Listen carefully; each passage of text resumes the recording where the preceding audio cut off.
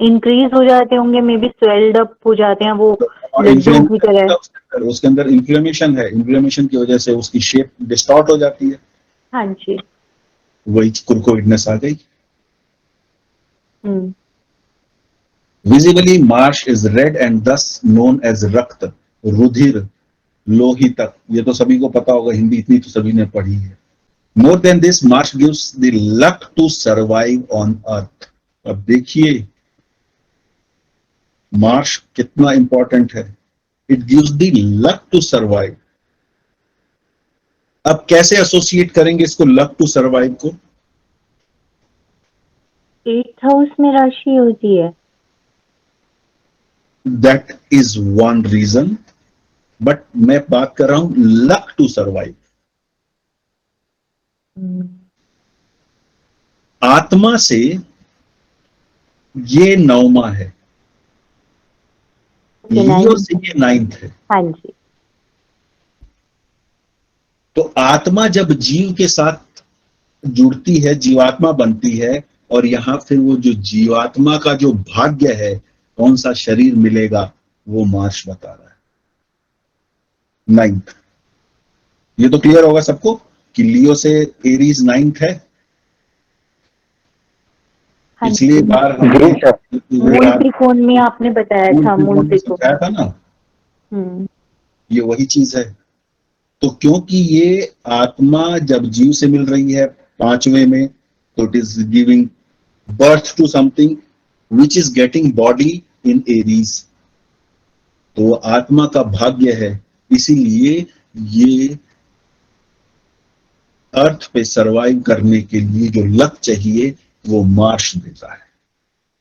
भूमि का पुत्र है, राजकुमार हो गया ना एक तरीके से, उस सेंस में कहा जाए तो, ठीक है ना। भूमि अगर माँ है, माँ का उसको अगर हम रानी मान ले भूमि को एक मिनट के लिए, तो रानी का पुत्र राजकुमार हुआ। अब राजकुमार चाहेगा तो आप उसकी माँ के साथ रह सकते हैं। और क्योंकि मार्श बॉडी भी है, देह भी है, जैसा मैंने पिछली बार बताया था, तो अगर देह सुरक्षित है, शरीर माध्यम खलु धर्म साधनम, इस दुनिया में कुछ भी करना है तो इस शरीर से ही करना पड़ेगा। और शरीर कौन है? मार्श। इसलिए to have a healthy body is one of the biggest boon. शरीर सही है तभी दुनिया के सभी कार्य हो सकते हैं और उनका आनंद लिया जा सकता है। अब आते हैं इनके अवतार पे, भगवान नरसिंह। अब ये तो वो कहानी है प्रहलाद वाली, ये हम सभी जानते ही हैं। असुर था हिरण्यकश्यप नाम का, उसे मालूम था कि भगवान को मालूम था कि अगर वो नहीं आते तो प्रहलाद के प्राण संकट में है। तो जब वो हिरण्यकश्यप इतना चैलेंज करने लगा, तो जो स्तंभ था उस पिलर में से भगवान प्रकट होते हैं। किस रूप में? नर और सिंह के रूप में। आधे नर जिसका मुंह, हाथ, पांव सिंह की तरह बना हुआ है, बाकी आकृति सारी मानव जैसी है। तो उन्होंने फिर उसे मारा। कैसे मारा? अपनी जंघा पे रखा, क्योंकि वरदान ये था कि न जमीन पे मर सकता है, न हवा में मर सकता है। तो अपनी जंघा पे रखा, न घर के अंदर मर सकता है, न घर के बाहर मर सकता है। तो उसे जो गेट एंट्रेंस होता है, जो चौखट होती है, बड़े भवनों की चौखट बहुत बड़ी बड़ी होती थी। आजकल हमारी तो घरों की चौखट 3 या 4 या 5 इंच की होती है ना, पहले बहुत बड़ी बड़ी होती थी। तो वो उस जगह पे खड़े होके मारा, और हथियार से नहीं मारा है तो अपने नाखून के पंजों से मारा, उसका पेट फाड़ दिया, उस तरह मारा। अब ये चीज क्या दिखाती है? मार्श का anger, but for what? To do Mangal. किसका मंगल? जो ईश्वर के रास्ते पे चल रहे हैं या जो सही मार्ग पे चल रहे हैं, या जो सन्मार्ग पे चल रहे हैं उनका मंगल करने के लिए मंगल हिंसक भी हो सकता है। मुझे बचाने के लिए मेरे देश का सैनिक शत्रु के प्रति भयंकर रूप से हिंसक हो सकता है। अर्थात हिंसा मंगल के अंदर परोपकार के लिए है, सिस्टम को ऑर्डर में लाने के लिए है, पनिश करने के लिए है, रॉन्ग को अंडू करने के लिए है। और इसके बाद एक चीज और जो इस पूरे में आता है कि ना जमीन पे मर सकता है, ना हवा में मर सकता है, ना घर के अंदर मर सकता है, ना बाहर मर सकता है, ना मानव से मरेगा, ना जानवर से मरेगा, ना हथियार से मरेगा, आदि इत्यादि। तो it gives the ability to think laterally, it gives the ability to think out of the box। हम लेटरल थिंकिंग की बात करते हैं कि हमारे सामने जो सिचुएशन है, हम जो एक पहेली, कोई भी पहेली होती है तो उस पहेली में क्या होता है, जो कैरेक्टर दिया होता है या जो सिचुएशन दी होती है, जो कंडीशन दी होती है, हम उसमें बंद के उसका सॉल्यूशन ढूंढने की कोशिश करते हैं, लेकिन उसका सॉल्यूशन हमेशा आउट ऑफ द बॉक्स होता है, उससे बाहर निकल के देखना पड़ता है।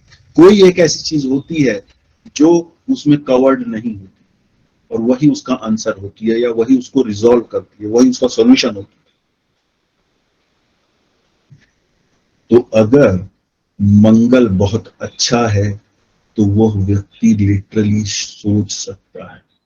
अब आप सोचिए, एरीज को हम द साइन ऑफ बिगनिंग क्यों कहते हैं, आरंभ की राशि क्यों कहते हैं, या ये क्यों कहा गया एरीज में कि यहां आने पर कुछ नया होता है,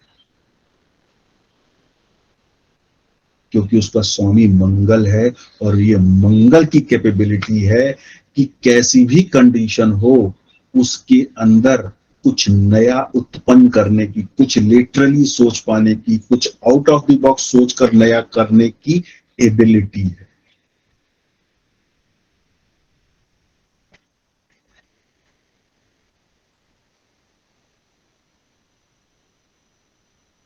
अब देखिए, ये इसमें क्या है, एक गोला है और उस पे एक धनुष या तीर जैसा लगा हुआ है जो कि ऊपर की तरफ जा रहा है। अर्थात जो मंगल की ऊर्जा है वो ऊर्ध्वगामी है, वो अपलिफ्ट करने वाली है। वो कौन है? अपने सिंधु। ओलंपिक में कोई मेडल लिया था, शायद गोल्ड मेडल लिया था 5 साल पहले सिंधु ने लिया। लिया था पीवी सिंधु। तो हाँ, पीवी सिंधु। तो उसको, उसका जो कोच था, कोच कौन था? बहुत अच्छा सा नाम है, कोच का नहीं ध्यान करना पता। Gopichand. Yes, Gopichand. Gopichand. No mobile, no chocolates, no sweets. जब वो ट्रेन कर रहा था ओलंपिक के लिए, ये सारी चीजें छुड़वा दी थी। only and only focus on the game, focus at building the physical abilities for the game and the endurance for the game। दिमाग केवल गेम में था, न मिठाई का दर्शन करने दिए, न चॉकलेट के दर्शन करने दिए, न आइसक्रीम खाने दी, न मोबाइल पकड़ने दिया।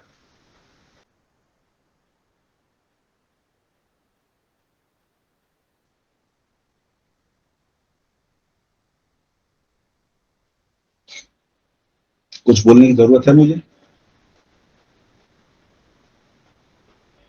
छोटा सा देश है, छोटा सा देश है, चारों तरफ से शत्रुओं से घिरा हुआ है, and very well of enemies. मतलब कोई भी टटपूंजिया शत्रु नहीं है, सब फाइनेंशियली रिच कंट्रीज हैं।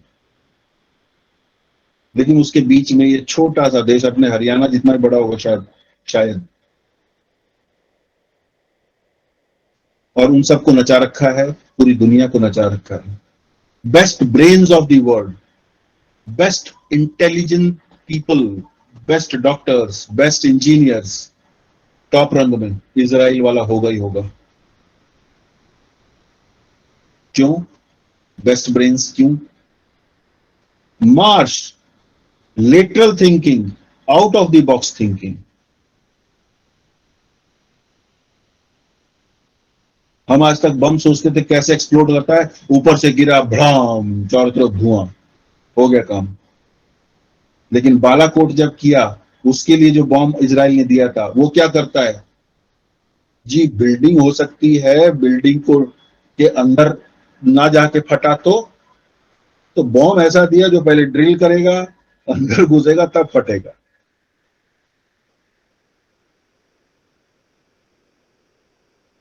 और कोई भी इस पे गुलाम, इस पे अब, मतलब ये लोग वो थे जो विस्थापित हो गए थे, यहूदी।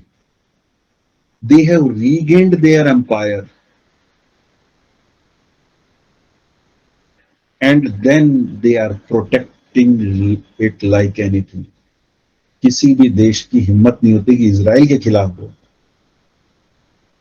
उसे मालूम हो छोटा सा है, लेकिन क्या हरकत कर दे नहीं मालूम। और लड़ने में इसकी कोई सानी नहीं है। क्यों? अरब इजराइल वार हुआ था, अकेला चारों तरफ 20 देश सबसे लड़ा, अकेला लड़ा। छोटे से देश का कुछ नहीं बिगाड़ पाया, और सबकी यह स्थिति ऐसी हो गई कि अमेरिका तक को इंटरवीन करना पड़ा।